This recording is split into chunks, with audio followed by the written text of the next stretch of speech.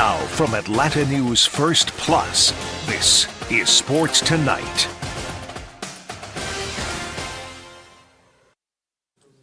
Welcome into Sports Tonight. I'm Bailey Burmaster, joined alongside Connor Hines. This is actually our first Sports Tonight together. We were just talking about that. How cute. Got to be the first. I think, you know what, now that we say that, I think we've done one. Have we? Like way back Was it when. super early? It was super early. Okay, but he's driving tonight, so he's punching all the buttons. So if anything goes terribly wrong, it is because of Connor. Absolutely. We have a good show for you. We're going to talk about the Falcons and Steelers, what we can expect from week one. We actually have football tonight. That's super exciting. We are going to talk fantasy. You got to talk, if you're talking about NFL, we got to talk about our fantasy team. So I'm excited to hear how terrible Connor's team is and where he feels like his group sits. I also don't feel good about my team. This is the first year I actually hate my team. But it is what it is. We're also going to talk about some college football matchups, ones to watch this week. And then talk about what's going on with Georgia and Georgia Tech as they head into week 2 for Georgia, week 3 for Georgia Tech. But let's start with Falcons Steelers. Everyone take a deep breath. Everyone was freaking out that tight end Kyle Pitts had a hamstring injury and he was limited on Wednesday. Good news is Thursday, he was a full participant. And I think we heard the tone from Raheem Morris right off the bat, right? There was never, ever a moment where he was even, remotely concerned. I think this is, in his eyes at least, a very, generic kind of symptom of the grind of training camp. So fortunately, nothing more serious on that end for Pitts because, if there's got to be a guy who we've talked about more than anyone else, he's got to be at least among the ones we've talked about the most. Well, and it's because of the conversation of what happened last year with his injury, coming back and not knowing if he was 100%, was he not? It was also weird how it was handled, and I think there was a lot of conversations of how they were going to handle that moving forward. But he's looked great during camp. He's someone that I think has really stuck out. It was funny. I was actually looking on Twitter, and Yahoo Sports put out like a bunch of their writers' predictions for the year. All five chose Bijan Robinson as the offensive player of the year. Let's go. One of them chose the Falcons as the biggest surprise team and had Raheem Morris also winning coach of the year. Wow. So the hype is real. Yes, My question to you, Connor, is are you buying into the hype? I don't think there's any reason not to right now. I mean, I think this is the first offseason in a while for the Falcons where we've seen, Ellie and I have talked about it before on this show, where a lot of offseason moves have been happening, but to no extent that this past offseason. You see the investment from Terry Fontenot in the front office. You see everything that they've done. I don't think you have any reason not to buy the hype, at least for a while. I know Falcons fans, that just the talk around the city about the team is a little different as well. So, you got to at this point. So this is something we love to do. While I kind of get into this, I need you to pull up the Falcons schedule for me. Okay. And I want to talk about it because I put my prediction out there of what I thought this team would finish. Knowing what we know, I said they should go 12-5. Will they? Wow. I don't know. So I'm sipping the Kool-Aid a little bit is what I realized when I went there. So, but go through it with me because I want people to hear this. So week 1 Steelers, I think they can win that game. I do too. Okay, Monday Night Football against the Eagles. You are losing that one. Yeah. Chiefs Sunday night, probably losing that one too. Really quick, I think the silver lining in this schedule for the Falcons is that you get the worst out of the way pretty quickly. You're going to find out where you stand. For the better or worse, pretty soon here. Week 4, you host the Saints, winnable game. Yeah. Week 5, Thursday night, Bucks at home. I have them losing to the Bucks once. So that loss comes either way. I'll say because it's home, they win that one. But I do think they eventually lose to the Bucks. At Carolina, win. Seahawks, win. Yes. At Bucks, I said they'll lose one of them. We'll say they lose that one. I could see that happening at Tampa. Yeah, the Cowboys game at Mercedes-Benz is one that really tricked me up. It's going to be packed. It's going to be packed. It was really hard for me to choose. I think I actually chose them winning that one. Kind of criminal that's a 1:00 game, right? I know, right?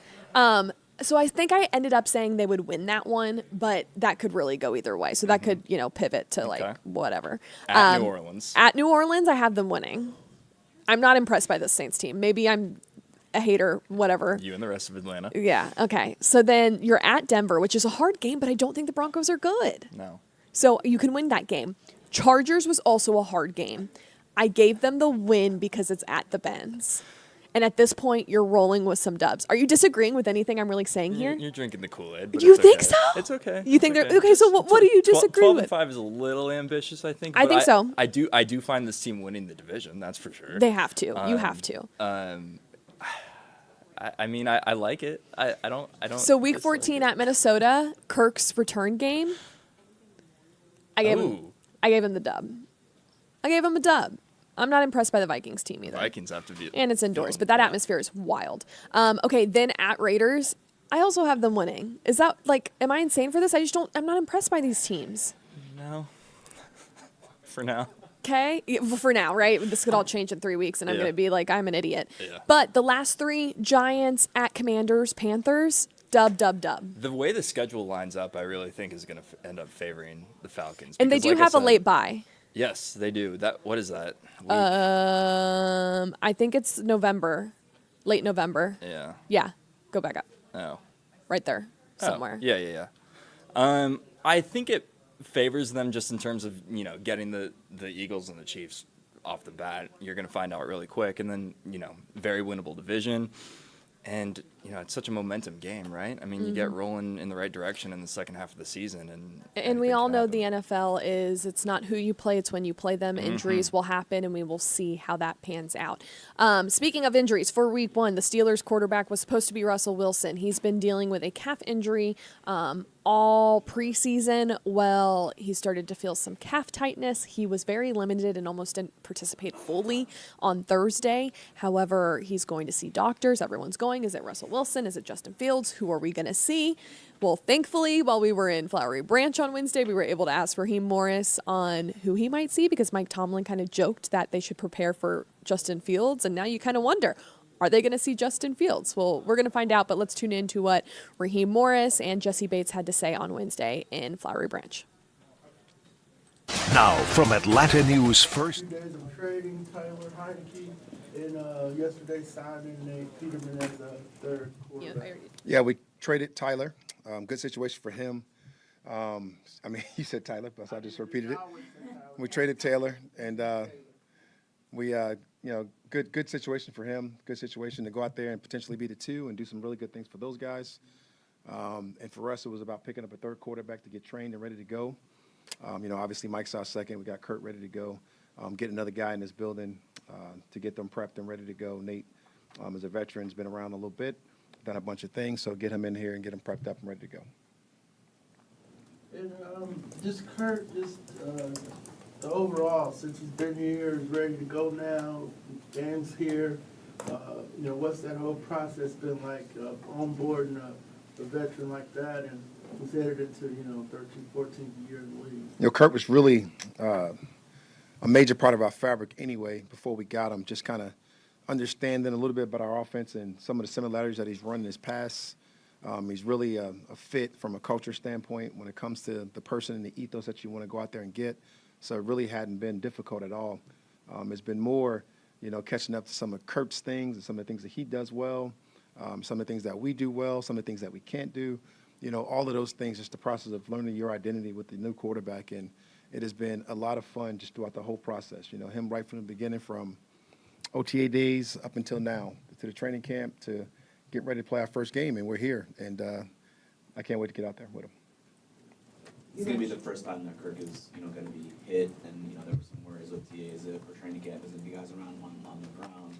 Are you comfortable with where he's at right now as far as, Sunday goes and getting hit? It's hard to say that you're worried about Kirk getting hit in his 13-year career. The guy's done it a bunch within the deal, but definitely there's always some stuff with injury. But, guys in this game are built for that.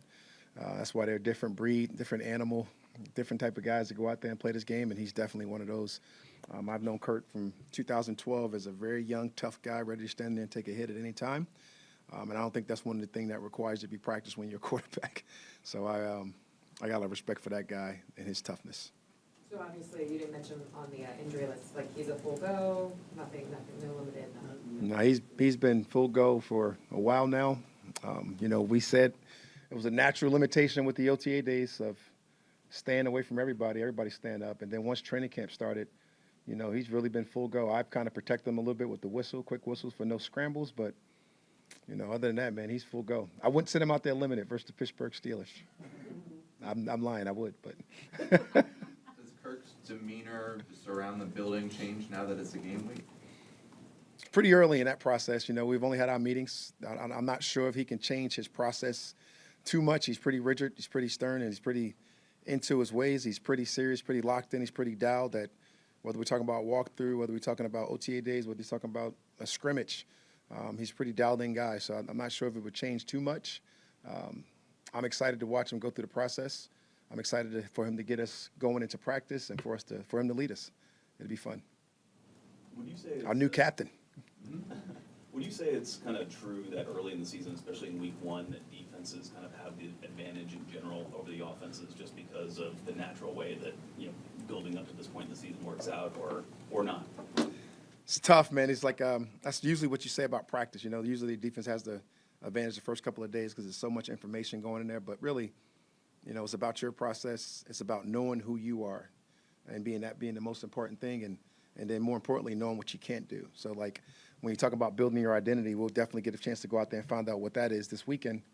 And I look forward to that. So you just never know, like it's all about preparation. It's all about all those things. And I'm certainly, hopefully I'm feel well about that at the end of the week. With your captain process, did you pick or the players voted? Players. Ballots, electronic? Players, it wasn't electronic. Players vote, old school style, your style. It was a handout pieces of paper. Okay. Tally those things and let the team speak, and we voted. Then I had to take some out. You had a lot of captain votes in this team, and you had to figure out what number you had to cut it off at and decide how many you get and things of that nature, and we got to 4. You mentioned about Kyle, the hamstring. Anything to be concerned about there? Not for me. Went out there and practiced the other day for us and did a really good job, and just trying to be transparent about all that stuff. We had issues like that around here before, so just being transparent. He had a hamstring a couple weeks ago or whatever it was, and really hadn't affected him too much. He's been out there practicing, doing just about everything, and we're ready to go. This is more of a general question, but just how does the week feel different now that you are preparing for a game that matters? Everything. This is the coach's time, man. This is our favorite time of the year.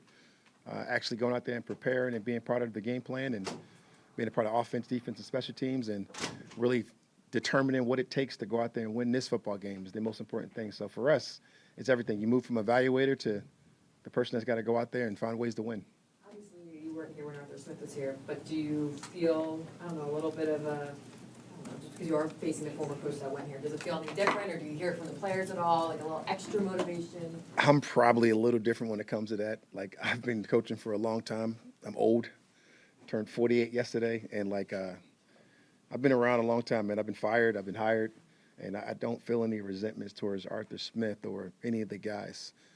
And I don't really think he will either. I think he's really just kind of go to get his next win. I think when you get to the point that you just kind of focus, and then, I think you just kind of focus on getting a win, whoever you're going against. Will he get a game ball if he wins? I'm sure Mike could give him one. But I don't think we look at it that way. I think we look at it as going out there competing against our guys. But hopefully we're coming across as we're coming across as the winners and the victors, and that'd be the most important thing. We've been talking about guys coming back from injury. Grady Jarrett coming back to a game. How excited are you to just turn him loose and watch him do his thing again? I'm really excited for Grady. That emotional spiel he gave to you guys when you talked about it the first time I thought was excellent. And it's just been how he's prepared and practiced since that whole process. So just being able to watch him go out there and play, no different than Kurt. I think the question was, am I worried about it? It's more, is you're excited for him. Both of those guys, probably would be the best way to word that thing. When you're watching guys come off injuries or watching the guys add their new teams, we talk about Matthew Judon and Simmons, it's just like the excitement for those guys to be a part of their new culture. How much do you let yourself feel that excitement as a coach? Because you're worried about obviously preparing for the Steelers, but at the same time you're excited. It's game one for you. I'm human. It's emotional for us, man. It's like it's an exciting game. I think it's okay. I think it's okay to show your emotions with your guys. I think it's okay to show your emotions just in general. And I love these dudes, man. I'm not gonna lie to you. So it's a lot of fun for me to go watch these guys go out there and compete. Pretty cool. Do you think your identity was determined during the preseason, or is it ever evolving? It's evolving. It'll come out on Sunday. And I love that question. It's one of my favorite. But the guys got to go determine that. You know, like coaches try to always tell you what their identity is going to be. But in my opinion, it's going to be formed by your guys and the people that sit in those seats when you get up there and give that first team speech. What do you make of the Steelers defense? It's a unit that kind of seems overlooked because of the quarterback situation going on, but it's definitely a very deep veteran defense. I mean, they just re-signed Cam Hayward, so Sure. there's a lot to be aware of. The history of the group is phenomenal, and that's just the nature of the beast when you're talking about the Pittsburgh Steelers steel curtain. But we don't have to play ghosts. We just got to play the guys that are on their team now, and they certainly got a bunch of good guys that you got to worry about. When you're talking about Cam being re-signed, or you're talking about those 2 edge rushers, or you're talking about that safeties, that's just phenomenal. And I do know their names. I know me and Mike Tom like to use the phrase that their nameless gray faces, but you know those guys' names. You know a bunch of those guys on that team. They got a couple additions on that football team that you know are going to be really well, and you got to go out there and prepare for those guys and prepare to go play against those guys in a system that's been well documented for a very long time.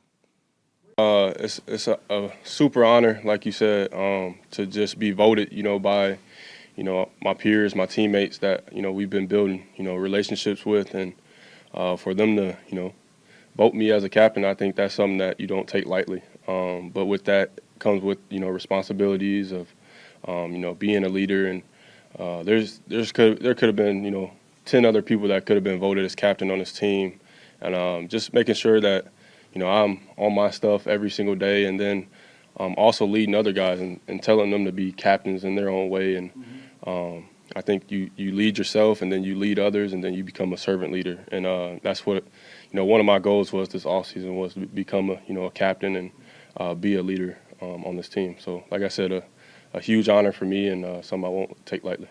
What do you see in front of you this year as the units coming together? Mm-hmm. And, you probably don't get to 133 tackles this year. Yeah. A lot of business back there. That's a good thing. That's always a good thing if, your safeties ain't leading the tackles column. But, yeah, you look up there, you got, Eddie, you got Grady, you got David, you got Jew, and then you got Zoe. That's only the first, starting group, and then you got other guys like Big Root, B. You got all types of guys that that can come in and contribute. So as a DB, you start to smile a little bit. We'll probably be in a little bit more pass, situations when you got a front like that. So just super excited to go out there and play with those guys, and like I said, I know what they bring to the table, and I can't wait to do the same. How has practice been with Justin Simmons? Mm-hmm. Coach said he's full go and trying to, get you guys got to get fitted in back there. Yeah, Justin is a super smart player. Never have to really worry about him understanding what coverage we're in, or how our offense is trying to attack us. It's more so just getting him caught up with some of the lingo.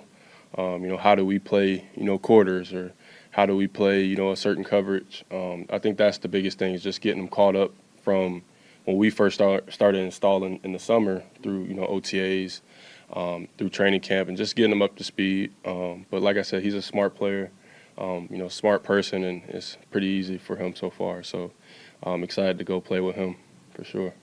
To follow up on that, Justin comes in and now getting more and more reps with the team and with you, but what does the work with you guys specifically look like off of the field and getting on the same page and having those conversations? Because I know you both are kind of leaders in your own right, and that's the nature of the position itself. But kind of, can you talk me through what that communication is like from a day-to-day standpoint? Yeah, like you said, we're both leaders. He's been a captain multiple times over there in Denver, played on some really good defenses. So just asking him questions, and everything that we talk about on the field, that's not the only thing that's going on, obviously. We watch film with Kirk a couple times. We watch film together with just getting ahead on stuff and just trying to be leaders of that secondary. So, there's a lot of film study that goes into it, a lot of, texts, throughout the night, like, hey, what do you think about this? What do you think about that? Sending each other videos, and just, pause on that. But just going through different game plan adjustments and stuff like that. He's a super smart guy, and something that I can learn from throughout the year. So super excited. Is this the first time? do you, when you're kind of having these conversations with him, and I know something he said right when he first got here, and I think we've asked you this before, so I apologize, but like, he said he wants to compliment your game. Yeah.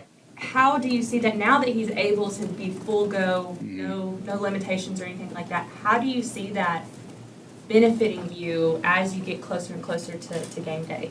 Yeah, there's been times where I haven't had a safety, where he can play that side and I play this side, or I'm always to the nickel, he's always to the nickel, or whatever it was. It's cool to bounce off somebody like that. He's played to the nickel, he's played away from the nickel, he's played in the box. So it's just that type of stuff that we both are like, hey, I want to compliment you. He's like, no, I want to compliment you. So it's a good thing to have. Like I said, he's a really smart player. I think when I was coming into the league, that was my comparison was Justin Simmons. So I've always kind of kept up with him and stuff like that. So yeah, it's just just having a guy that's been there and had success for a very long time. It just puts you at a peace of mind, I think, to go and play faster. Not saying that none of the safeties weren't capable of that, but just the communication, the experience, I think definitely shows out for sure. Is this the first time in your NFL career that you've been a captain? This is my third time. How many were you in high school too, in college? Or? Yeah, not in college. I only played 2 years in college, and in high school, yes, for sure. I know it's not like obviously a popularity contest, but how's it mean? Like, was it mean when you had your own teammates voting for you? Yeah, it hits a lot different. Rather than coaches picking captains. The guys. I think Ra said this. From day one, he wants the guys in the seats to make this team, and for guys to point out me, next to Grady and Kirk and Jake, guys that's been doing it for 10 plus years. All those guys been doing it for 10 plus years, and for me to be voted, like I said, it's not something I take lightly, and it just shows that the work that I put in, all the preparation that I put in, it pays off, and it feels good when you're one of those guys I got to see on their chest, and like I said, it's something that comes with a lot of responsibility as well. So just understanding that and embracing it. And just talking about. All right, so with the NFL season comes fantasy team. We're going to tell our fantasy teams, and I'm going to grade yours, and then you're going to grade mine. Let's do it. Should ladies You go first. first? Yeah, Okay. go. My quarterback is CJ Stroud. Oh, sorry. Jonathan Taylor for Okay. running back. Kenneth have him Walker as well. the third. Drake London. George Pickens. Travis Kelce. Aaron Jones. David Montgomery. Producer Brett is chiming in. Browns defense. He doesn't And then approve. Justin Tucker. So I think Kelsey will probably carry the day for you, right? Listen. You got to be banking on that. I give my team a C minus. Wow. I'm I was not gonna happy. At least give you a B. Oh, thank you. I'm not happy about it. I have Jerry Jeudy on my bench, Adam Thielen, Goff. I'm not happy about it. Yeah. Did you actually go in and see what they were gonna, how many wins they were gonna give you, and because I think I don't know if ESPN gives you an actual rating on how you drafted. Did you look at that? I believe so, and I believe I got a C, if I remember correctly. All I know is, I'm going to be honest, I was drafting while I was at the grocery store, and it was the worst idea I've ever had in my life. Yeah. Well. Okay, what about you? Let's hear it. Feel bad for you. Lamar Jackson, Garrett Wilson, Jalen Waddle, Jonathan Taylor as well. I'm getting applause from the crowd. James Conner, Evan Engram, Jerome Ford. My team's not great either. Yeah. Oh, Brett likes it. Is Jerome Ford still going to be Jerome Ford? Moody, the kicker. Banking on it. Really proud of the team name, the Super Lamario Bros. Boo. Oh, what's your team name? I'm sure it's much cooler. I don't think I've come up with a team name yet. Bailey's Brilliant Team is what it is right now, because that's what ESPN gave. This is hitting me. Wait, Ellie and Brett, can you chime in for a second? Does Connor kind of look like Zach Wilson? Oh my God, that's what he looks like. It's not the first time I've gotten it. I don't know why that just hit me. No, you're right. I haven't been able to place it. Am I allowed to ask a really inappropriate question? How's your relationship with your mom's friends? Don't answer that. College football matchups this week. Go to the college football matchups. It's unbelievable. Do you know what game I'm going to be watching this weekend? Do tell. You can guess it. My mom has many good friends, by the way. We're not going back to this. Keep going. I'm going to get us in trouble. I'm going to be watching the Oklahoma State-Arkansas game. My mom's a very sweet lady. Okay, you know what? Shout out to Mama Hines. We love her. I did do this, but I wasn't going to go down the rabbit hole. I was just going to peek in and keep going. She's my boss. I think Georgia Tech-Syracuse is sneaky good, not just because we talk about Georgia Tech, but, I mean, first true road game for Tech. They're ranked for the first time in however many years. I think Syracuse is going to give them, at the very least, a good game. It's in a dome. It's a different environment. But with that said, what other matchups do we got? Texas-Michigan is what I'm looking forward to most. Yeah. That's the big noon in Ann Arbor. Texas favored by a touchdown. Really looking forward to that. Iowa State. Kind of weird realignment with all the scheduling is like you have some rivalry games really early now in the season. Yeah. Tennessee, NC State, that's a ranked game. I think Tennessee is going to really Okay, take can it we to crap on NC State for a second? Go on. I'm not, like, I have some friends that are NC State fans, and I'm just like, what is it? What's the hype? That game's in Charlotte, and they really think they have a chance to beat Tennessee. I think they're overrated. I mean, the ACC is kind of wide open, but it's 10 times worse than the Big 12. Yes, I would agree with that. Look at us. Look at us having good hot takes together. Agreement. Okay, let's talk about Georgia. Yeah, let's do that. Georgia facing Tennessee Tech, 2 p.m. kick, I believe. Yes. In Athens. In Athens. It will be your first game you get to cover for us That's right. at Sanford Stadium. Not the first time at Sanford, but no. looking forward to being back, that's for sure. What did you take away from their game against Clemson? I think the whole dinking and doinking from Carson Beck that we saw in the first half just proved to be UGA's genius once again. They pulled away and ended up, making it look pretty dang easy in the second half against Clemson. So maybe Georgia fans will be excited to see Carson Beck air it out a little more earlier in this one against Tennessee Tech. I think we're going to get our fair share of fireworks in that one. But, we'll see how long the starters stay in. Yeah, I mean, I feel like the run game is just going to explode. I'll be interested to see if Etienne plays or not, or if he's still on suspension. I think that was something of note. Not going to get much from Kirby on that. No, and Mikel obviously still dealing with the grade 2 ankle sprain. He's questionable, but remains week to week too, is what Kirby said. So we'll see how all of that plays out. How we end the program, what is on your mind? What you got today? So I'm an Indiana University grad, and do they have a football team? Not necessarily known for football historically.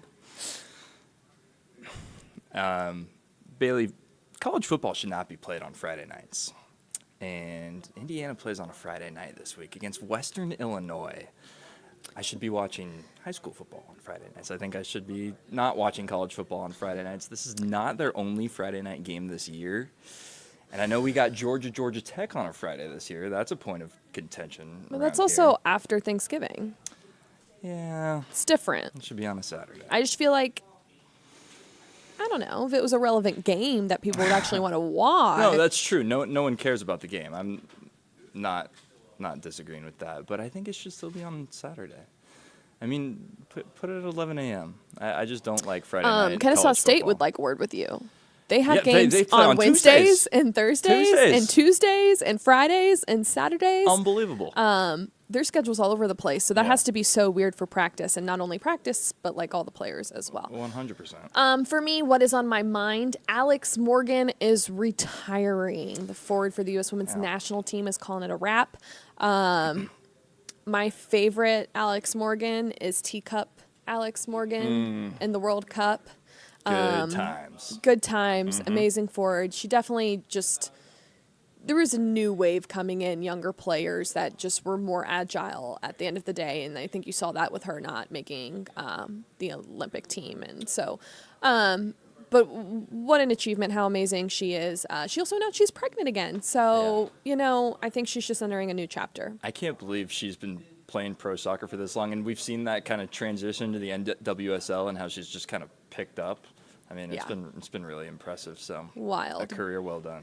Definitely for her. Well, that will do it for this edition of Sports Tonight. For Connor Hines, I'm Bailey Burmaster. Make sure you join us tomorrow for your Friday edition. That will do it. Have a great night.